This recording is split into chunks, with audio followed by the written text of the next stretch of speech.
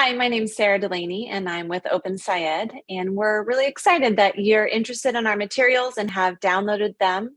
Today, I'm going to give you a little tour through our website so that you can figure out where to find all the assets, how to take advantage of them, and how to best support science learning in your classroom. So thank you, and we'll dive into the tour. Okay, so when you reach our home page, this is what it's going to look like. You're going to go ahead up to the Instructional Materials tab and click Access the Instructional Materials. This is where you're going to get to all of our units. So when we get to Access Instructional Materials, here are the middle school units that are available for download. And so I can toggle between grade 6, 7, and 8. And we will go ahead and look at one of these units so we can open up any of them. We're going to dive into 6.1. So this is what the unit overview page looks like. You'll see there's lots of information here about the videos, the webinars that come along with each of the units. This unit doesn't happen to have teacher videos. If it did, it would be embedded as well here. And this is a playlist of the different videos that are used in this unit.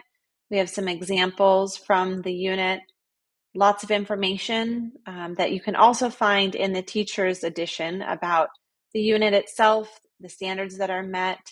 You can see that this unit earned an NGSS design badge. So if you'd like to go and verify that and look at the reviews, you can. But for today, we're going to go ahead and download these materials. I'll also point out here that the kit materials for this unit can be linked to from this page too, or I can think about purchasing kits from one of our kit providers. Today, though, we're going to go ahead and just download the unit. And so I'm going to click on Download Unit. At this point, if I'm not logged in, I'm going to be encouraged to go and log in. The download pages are, it requires registration in order to access the download page. So here I'm going to go ahead and log in. Okay, so now that I've logged in, I can now see the unit download page for this unit. And there are two different ways you can access the materials for each unit. So one is using Google and Google Drive, and another is by using the PDF versions. So depending on how you're planning on using our materials, you'll want to make this decision. If you're planning on editing and using the materials and personalizing them, or using them with Google Classroom, you're going to want to use the Google version of the units. If you are wanting to have something that looks very sharp and is well formatted, if you're planning on printing this and investing in printing this, you'll want to use the PDF versions. Talking about the PDF version, so there's two different ways that you can download it. One are these very high resolution files. So this is if you are planning on printing it, you would want to download these large high resolution files. You can download just the teacher edition, just the student edition, or if you download this zip file, you're going to get all of the unit materials, including the slides, the handouts, assessments, etc. So this is available also in screen-ready PDFs. If you don't want as large of a file, if the resolution doesn't have to be incredibly high, you can go ahead and download these and save a little bit of memory space for yourself. Once again, the entire unit in the zip form, teacher edition, and student edition. So this is if you're using the PDF versions of our units. Our materials is to utilize the Google versions of our units. This is great for teachers who are interested in personalizing the materials, making them their own, localizing them, or incorporating them into their learning management systems or Google Classroom. So in this, there's a few different options that you can consider here. One is if you're just wanting to get a sense of our units and what they look like, you can use this preview the unit version. And this will take you to a view-only version of the entire unit in our Google Drive. From there, you can make your own copies of the unit assets, but you'll need to do so manually, file by file. So in a moment, we'll dive into what this looks like. Another option, if you're planning on using Google Drive, is to use our bulk downloader tool to easily make a copy of the entire unit to your own Google Drive. So in order to do this, you will need to give some permission to the tool and to Google so that they can make a copy and place it in your drive. So this might not be the right choice for all educators, but this will make it very easy to make your own copy that is automatically loaded into the folder of your choice on your own Google Drive. So in order to do this, you would follow some prompts and give permission to make a copy of the unit. We now are launching also a Google Classroom version of our units. So this is something that we'll be rolling out first with the .1 units this beginning of this school year. In this situation, we have a different tool called the Google Classroom Bulk Uploader tool. And once again, there's permission that is needed to be given to access and utilize this tool. Once that's done, the bulk uploader will create a new class and load all of the posts as drafts into that class. Then educators can easily adjust the posts and assign them to their students as they choose to. This does, as I mentioned, require you to give permission to Google to be able to make a class in your classroom and load the posts. But you can be rest assured that this new class will not have any associated content that is connected to your students. It will be a new class separate from any of your classes with enrolled students. So this is an option that might make using our materials in Google Classroom easier for you to do. And this is called the Google Classroom version. The last option in this section called Using Google is to preview the remote learning adaptation for the unit. You won't find this on every one of our units, but many of them do have a remote learning adaptation that was created as a way of supporting educators who were navigating remote learning and hybrid learning. In this case, this link takes you to a view-only version of the remote learning adaptation, and from there you would be able to make your own copies of those assets should you want to use them. I'm inside the Google folder for Unit 6.1. This is the preview-only version of it, so we're going to be looking at the version that lives inside the OpenSciEd account. And everyone should have access to view only for this, and so you're able to look at it. The first thing you'll see in this folder is that there's subfolders for each of the lessons, and so in a moment we'll dive into those lesson folders. We can see that there are 8 lessons in this unit, and then there's a variety of resources and files in this folder, in this master folder. So the one I'm going to highlight that is most important and a good first stop is this Google Doc version. It's 6.1 Light and Matter Unit Overview Materials. This is a must stop for educators who are considering using our materials, and in this unit, this is called the Unit Overview. And in this document, we'll see a lot of the front matter that you would find at the beginning of a printed teacher edition. So we have a unit overview giving us a sense of what this unit's about and which standards it is meeting. We have a unit storyline, which will walk us through what happens from lesson to lesson and how the student questions really drive this learning.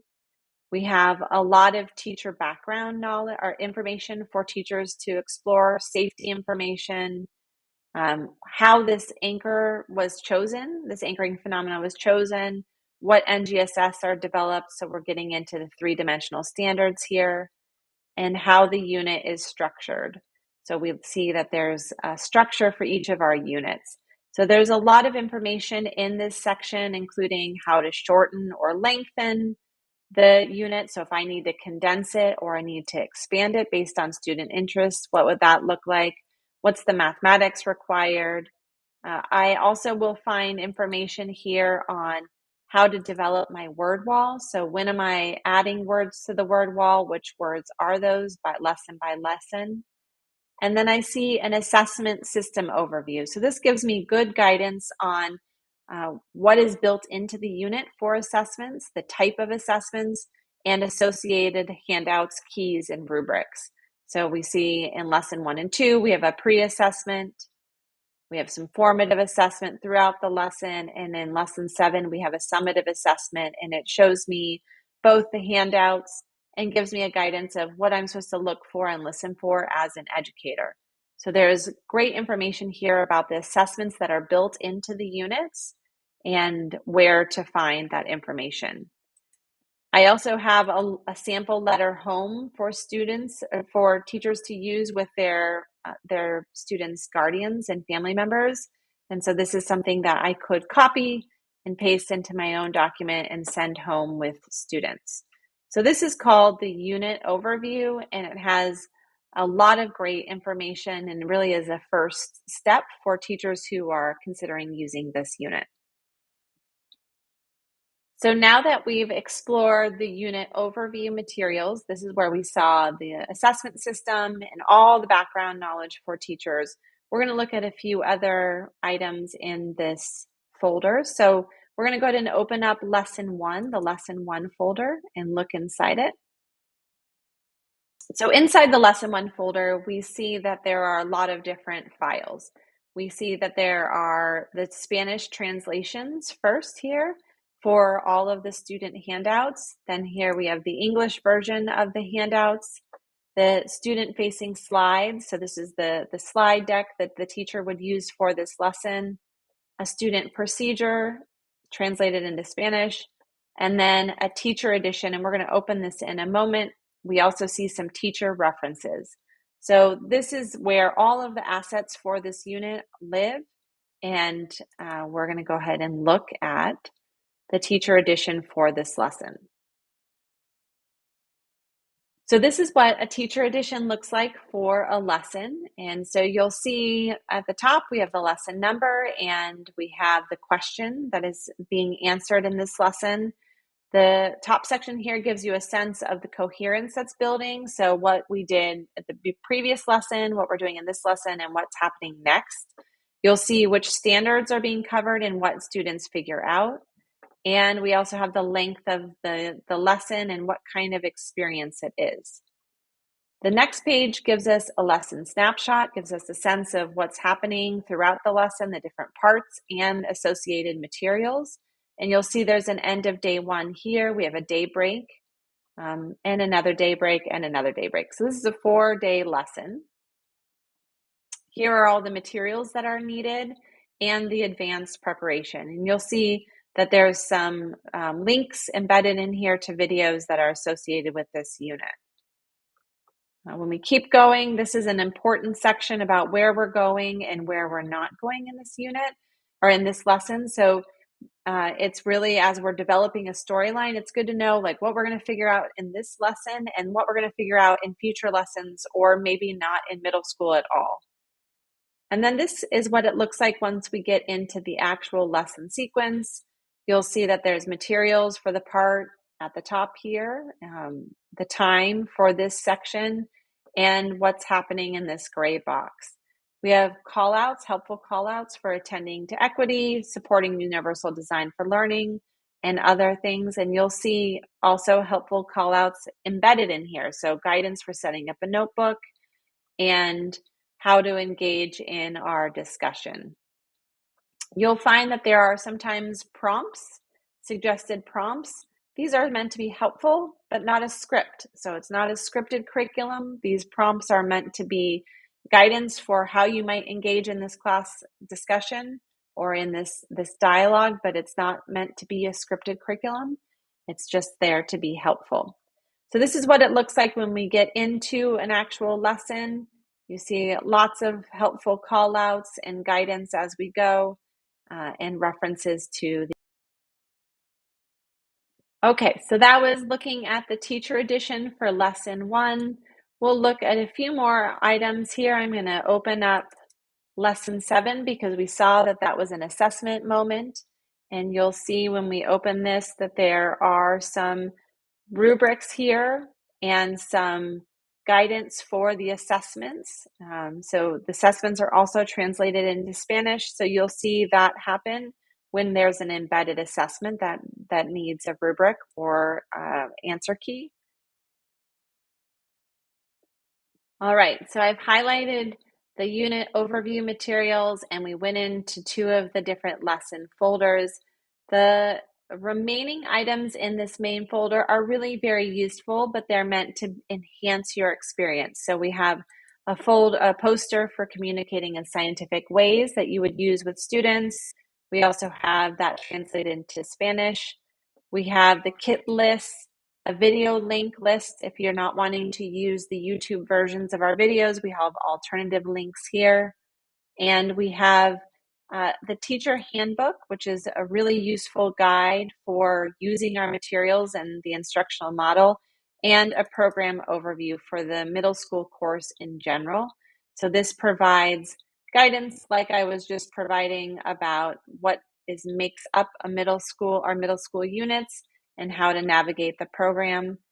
So those are included in this folder as well. Thanks for following along as I showed you how to navigate our website and find all of the different components that make up our units. We can't wait to hear how it goes as you start to utilize the OpenSciEd materials. Feel free and reach out on Twitter, on Facebook, or through our website if you have any questions or want to connect in the future. Thank you very much. Bye.